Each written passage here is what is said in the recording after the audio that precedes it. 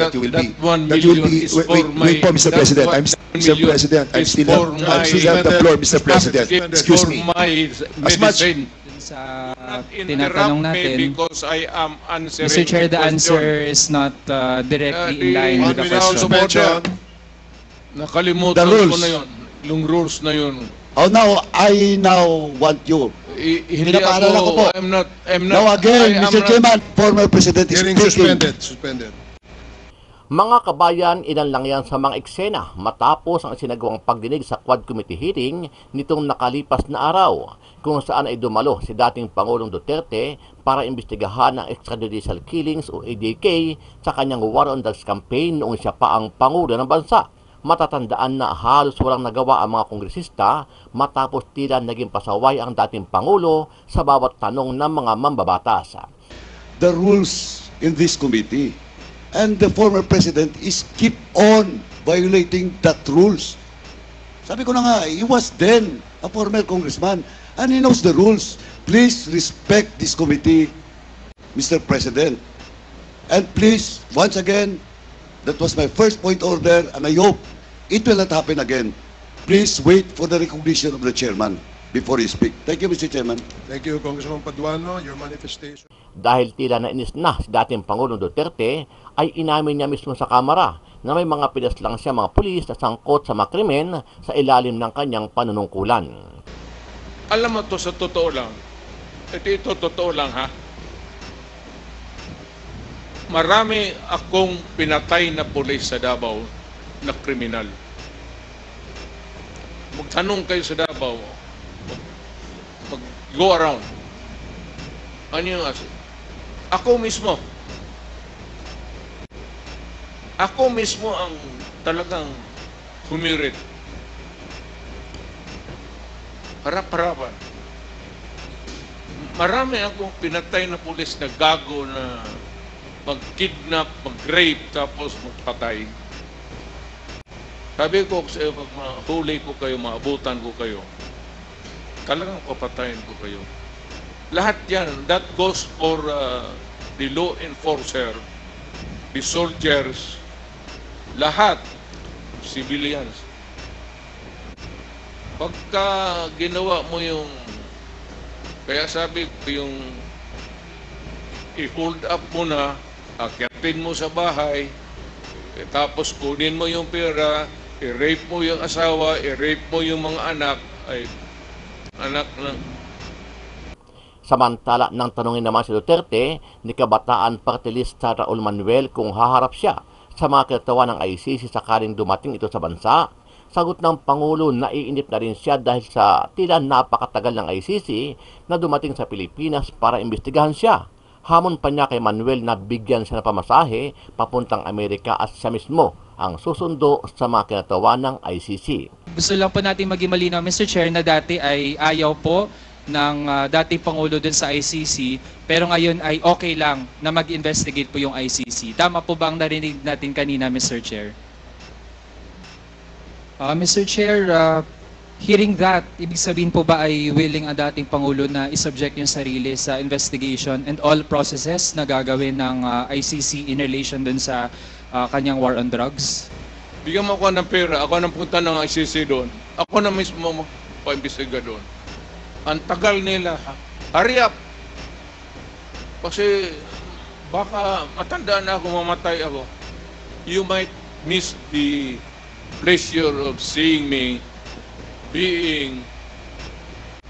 standing before a court and hearing the judgment, whatever may be. Pero ako, sabi ko, ginawa ko para sa bayan, ginawa ko para sa mga anak natin. Ano ang masasabi mo dito, kabayan? Sama-sama natin panoorin ang buong video at pakicomment nyo po ang inyong mga reaksyon at sariling opinion. Pero bago yan, sa mga hindi pa po nakasubscribe sa ating channel na Kabayan News PH, pakipindot po ang subscribe button at pakiclick na rin ang notification bell para lagi kayong updated sa mga bagong upload natin legit at napapanahong balita. Maraming pong salamat. Mr. Chairman, Mr. President, Sa inyo pong campaign promise, nasabi na po natin na 3 buwan, 6 na buwan po yung ating pong pangako. Pero umabot po ito ng 6 na taon. At dito po sa 6 na taon na to ay naganap ito pong mga allegation of the extrajudicial killing. Sa isang press con po na napanood ko po ay nabanggit nyo po yung reward system na binabanggit nyo po yung 3 milyon para po doon sa eradication ng drug lords. At meron din po kayo nabanggit doon sa 2 milyon naman po para po doon sa mga drugista. At meron din po kayong binanggit doon na second echelon na almost 1 million. Ito po ba ay totoo, Mr. President? Correct. I was fighting the drug war. Doon sa mga manufacturers, sinasabi ko talaga patayin ninyo. Patayin ninyo.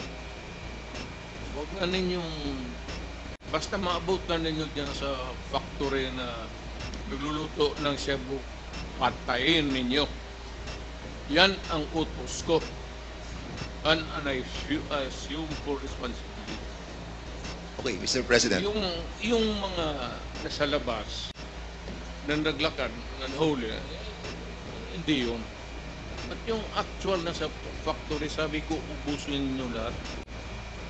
Lalo na yung mga aliens. And this happened in my city And in other cities in the Philippines. you take full responsibility for this, Mr. President.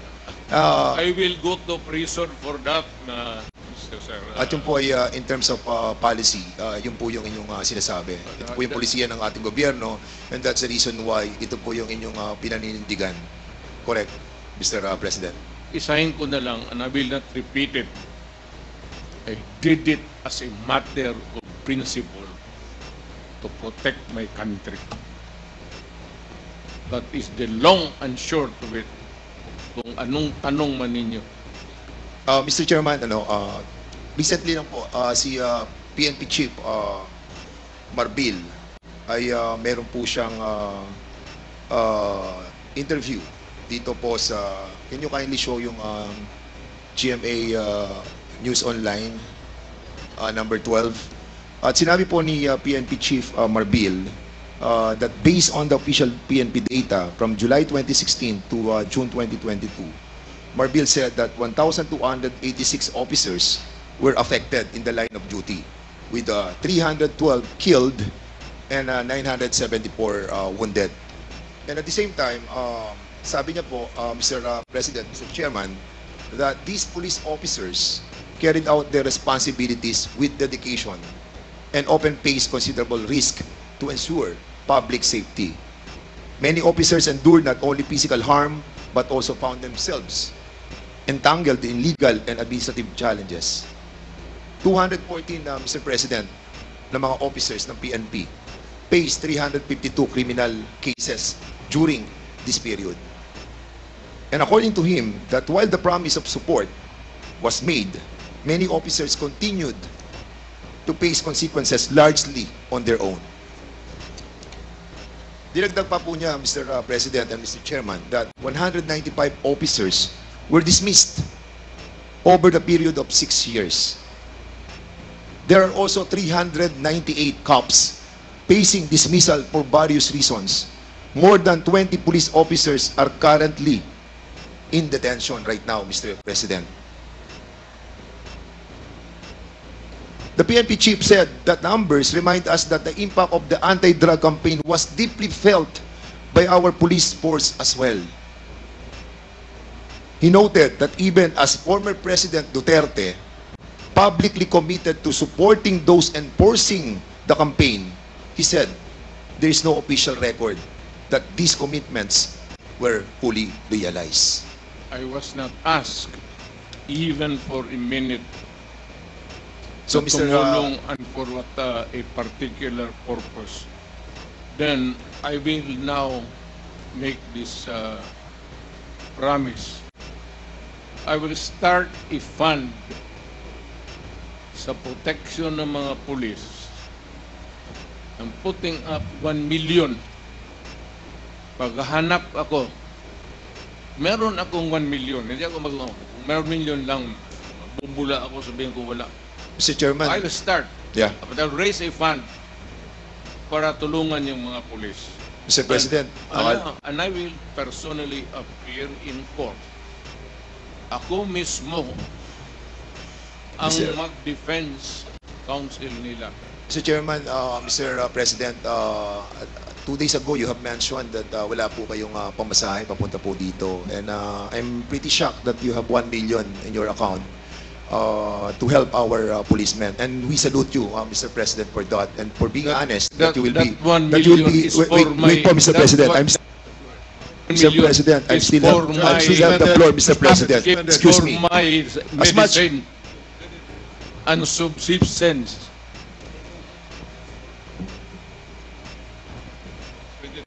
No, suspended tayo, suspended.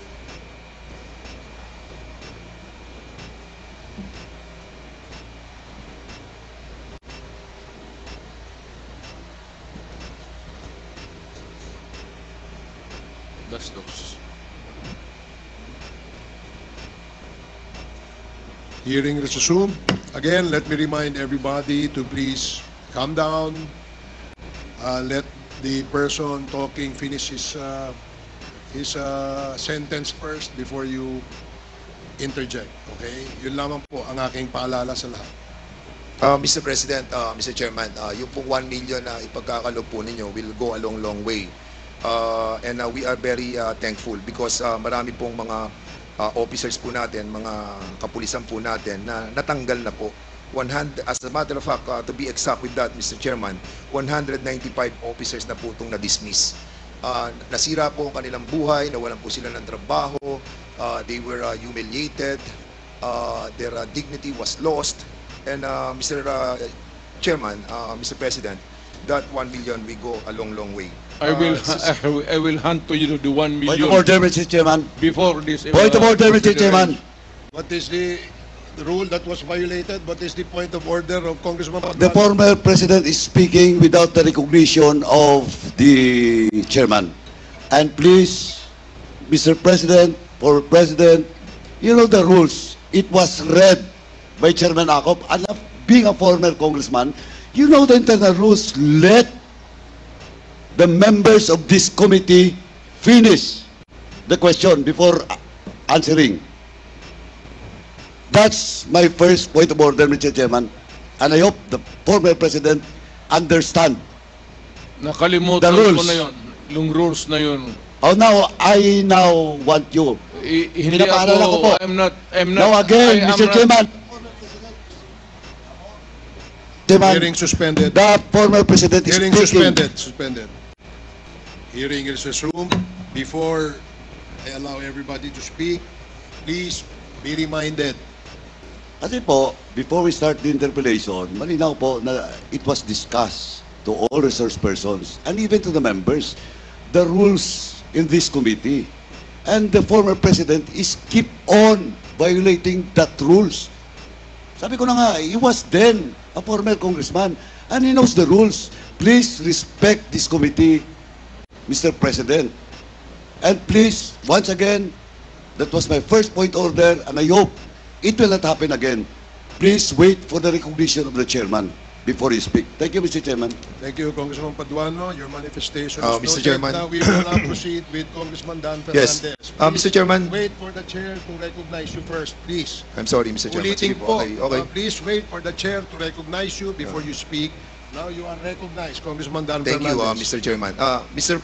Chairman, ang nabanggit po dito ay 195 officers were dismissed over the 6-year period. Ang tanong ko po, Mr. President, bakit ngayon nyo lang po ipagkakaloob yung 1 million samantalang na-dismiss na po ito pong 195 officers?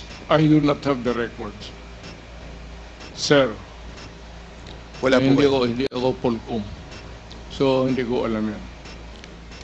Secretary De Lima, would you agree with the statement of the former president that you are the mother of all drug lords?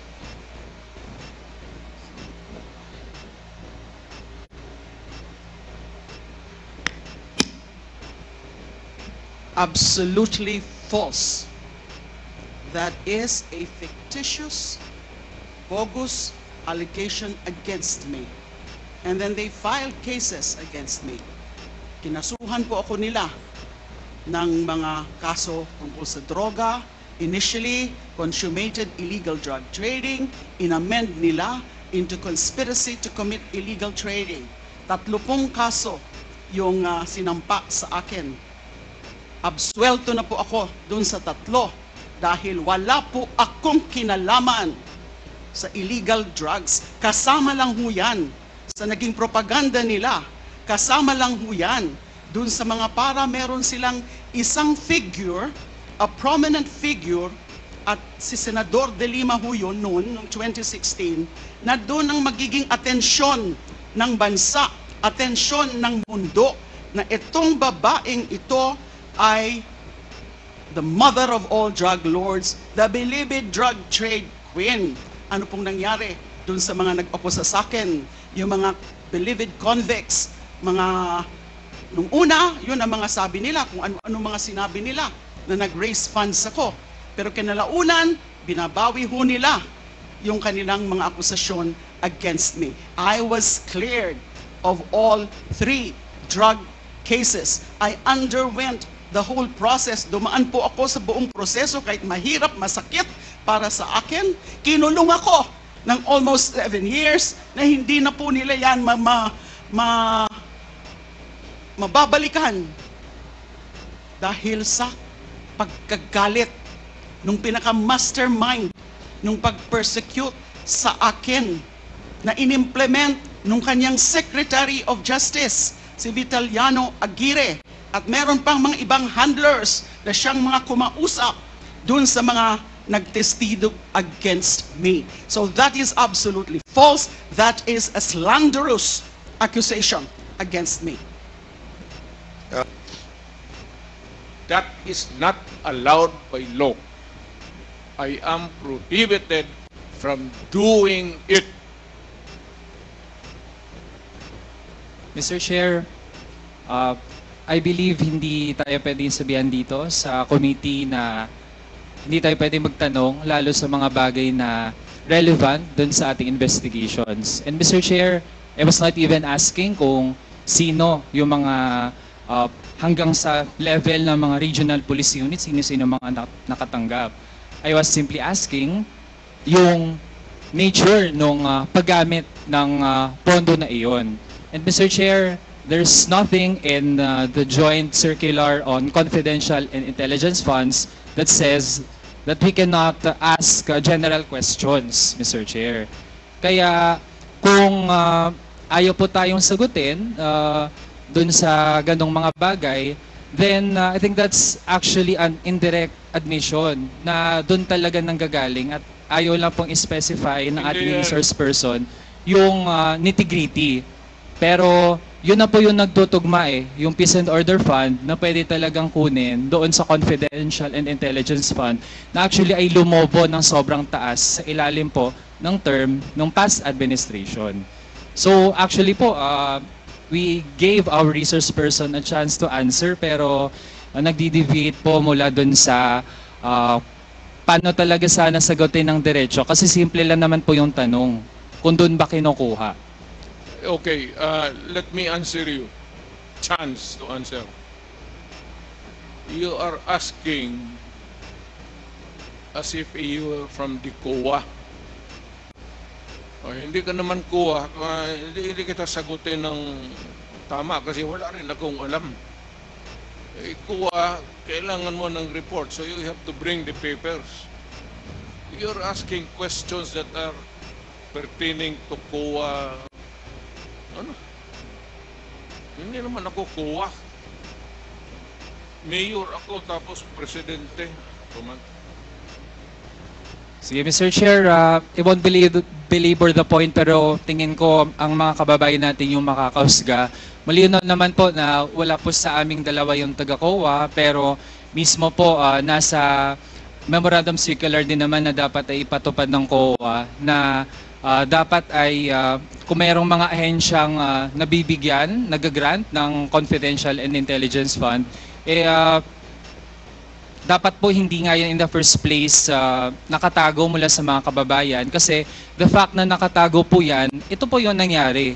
Nagamit po ang pondo na yan para dun sa mga extrajudicial killings na kumitil ang buhay ng mga kapwa nating kabataan, magiging yung tens of thousands ng mga pamilya na actually ay hanggang ngayon nagdurusa at walang hustisya. So, kasunod nating tanong, Mr. Chair, dun sa paano ba nabubuo yung mga drug lists ng itong tina-target ng war on drugs ng dating administrasyon. Sino po ba yung mga nagbuo ng drug list? At ito yung mga kasama dun sa tina-target ng war on drugs ng dating administrasyon.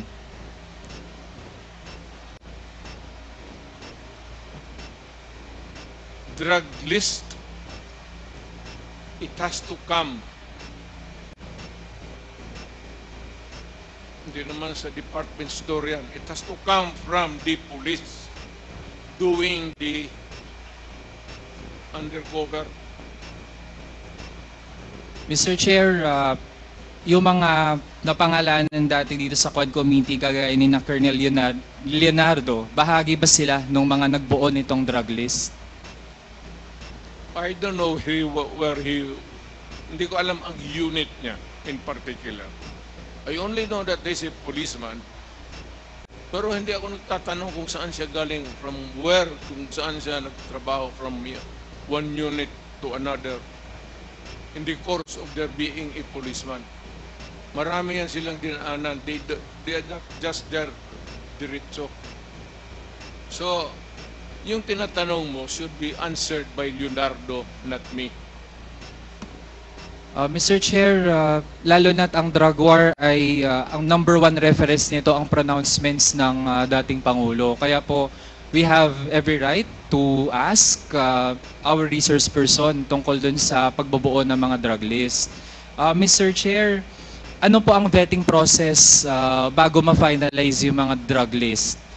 Ano pong pinagdadaanan? Halimbawa, may nagsabi, ito, involved to sa kalakaran ng droga. Paano po natitiyak na yung final na version ng listahan, yun talaga ay yung mga merong sapat na batayan para masama dun sa listahan? Wala akong vetting committee as president or mayor. Trabaho ng pulis yan. Hayaan mo sila sa trabaho nila. Tama man o mali, kanila yan. Ako dito sa aking trabaho, tama o mali, sagot ko. Pero yung vetting, bakit? Ang mayor mag-vet pa? You want to say that I have to, tatanong pa ako ulit to make a second investigation or a second guess? Do you expect me to do that? Mr. Chair, Wala ka bang mayor na kilala?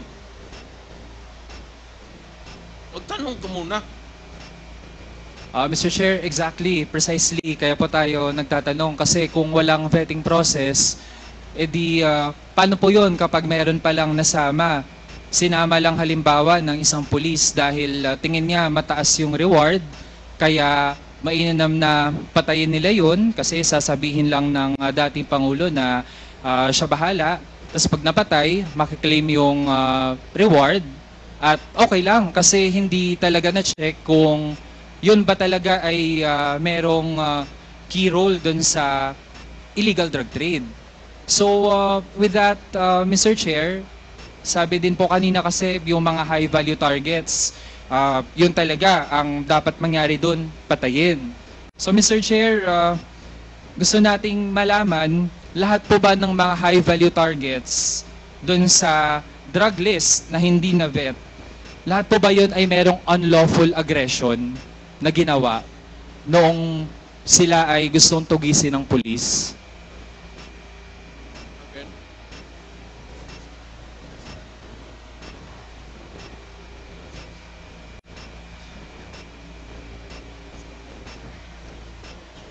It's not, yeah, I know. Nakuha ko na. Kinig kasi ako sa ulan eh.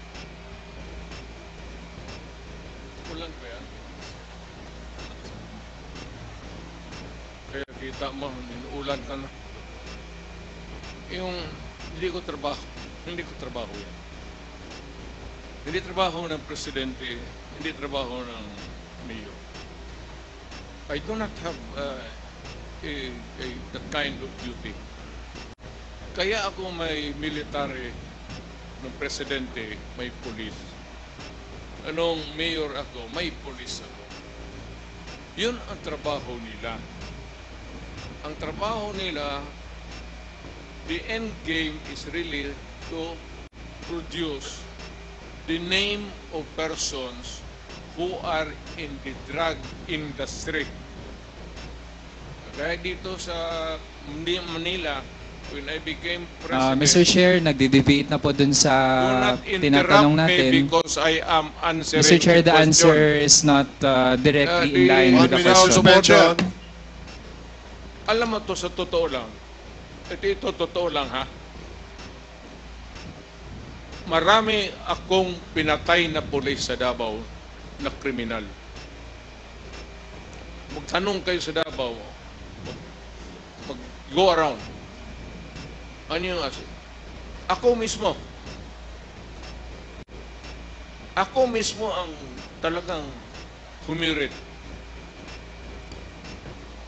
Harap-harapan. Marami akong pinatay na pulis na gago na mag-kidnap, mag-rape, tapos magpatay. Sabi ko sa iyo, pag mahuli ko kayo, maabutan ko kayo, talagang papatayin ko kayo. Lahat yan, that goes for the law enforcer, the soldiers, lahat, civilians. Pagka ginawa mo yung, kaya sabi ko yung i-hold up mo na, akyatin mo sa bahay, tapos kunin mo yung pera, i-rape mo yung asawa, i-rape mo yung mga anak, ay anak ng totoo yan. Kaya, Yan yung sinasabi nila, totoo yan. okay, Mr. Chair, Oo, totoo yan. ang bagit po ng dating Pangulo, hindi daw siya mag-uutos na magpapatay ng mga inosente. Pero kanina din po kasi ang na-mention, basta nasa list ng high value target, ang goal ay patayin. So, I'd like to ask muna Mr. Chair, kasi para din po maging malinaw sa mga kababayan natin, I'd like to ask Attorney Conti from NUPL. Ako din naman po, Mr. Chair, ayoko dun sa mga drug lord, gusto ko mapanagot. O Mr. Chair, kung high value target ba, kapag wala pang proceeding ng korte, pero nasa listahan ng high value target, dun sa war on drugs ng dating administrasyon, ano po ba, inosente po ba ang status ng tao na yon? Yes, Mr. Chair. Everybody would be presumed innocent until proven guilty. And if there is no conviction, then therefore everybody who died during the war on drugs without that conviction are innocent. And second, Mr. Chair, I'd like to point out that the Philippines has suspended the implementation of the death penalty. So actually, no one should die in the context of any legal proceeding actually. Kaya isang malaking kapabulaanan po na ang nasa drug list ay dapat mamatay. Hindi po totoo yan. And Mr. Chair, another lawyer din po, si Attorney Chel. Simple lang po. So ibig sabihin, kahit nasa top rank pa yan ng illegal drug trade at gusto nating lahat matigil yung pinagagagawa nila, pero kung ang status pa ay inosente, ano ba yung dapat palang gawin? Ang dapat pong gagawin ay magkalap ng ebidensya, mag-case build-up at sampahan siya ng kaso sa korte. Yun din po yung naging problema sa mga drug list ang napagtestiguhan ni PIDEA Chief Lasso nung isang hearing natin dito, ay sabi niya of the 6,000 plus na pangalan na nasa drug list, ay hanggang ngayon ang na-validate lang po ay 1,500. At meron pa ngang mga ilan na pangalan doon na dinagdag na lang after sila ay na-neutralize o pinatay.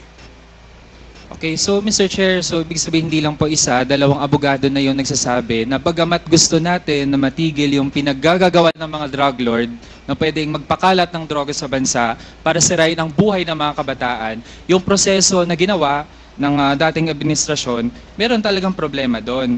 Kasi Mr. Chair, sa totoo lang, may right to self-defense naman yung police, pero meron po kasing tatlong kondisyon yan, Mr. Chair. At doon pa lang sa one of the three, yung pagtiyak na walang unlawful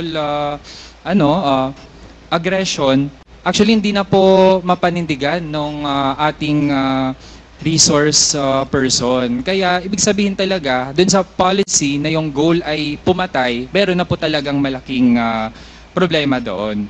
Huling topic na lang, Mr. Chair, sa ICC, kasi mismo ang dating Pangulo ang nagsabi na bilisan ng ICC yung kanilang investigation. I just would like to be clarified, Mr. Chair, kasi it seems to be a change of mind.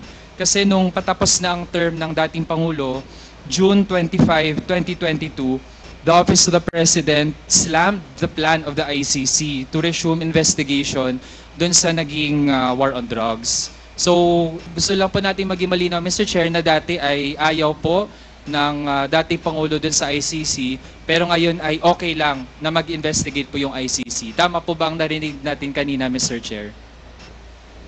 Mr. Chair,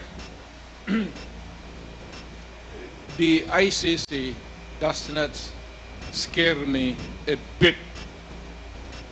They can come here anytime. I suppose that you would want to maybe make it easy for them to visit and start the investigation. I would welcome that. Alam mo, wala naman tayong taguan. Ang sinabi ko, yung ginawa ko, sinasabi ko na sa inyo, yung ginawa ko. I did it for my country and for the young people dyan sa droga. No excuses, no apology. If I go to hell, so be it. Mr. Chair, hearing that, ibig sabihin po ba ay willing ang dating Pangulo na isubject yung sarili sa investigation and all processes na gagawin ng ICC in relation dun sa kanyang war on drugs?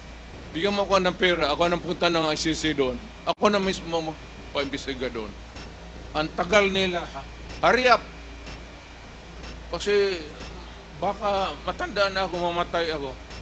You might miss the pleasure of seeing me standing before a court and hearing the judgment, whatever may be. Pero ako, sabi ko, ginawa ko para sa bayan, ginawa ko para sa mga anak natin. Hindi, you never know kung ano yung resulta sa mga droga sa mga bata. You'd never know the sacrifice of the parents. You'd never know the misery. And kita mo naman, sa lahat ng Pilipinas.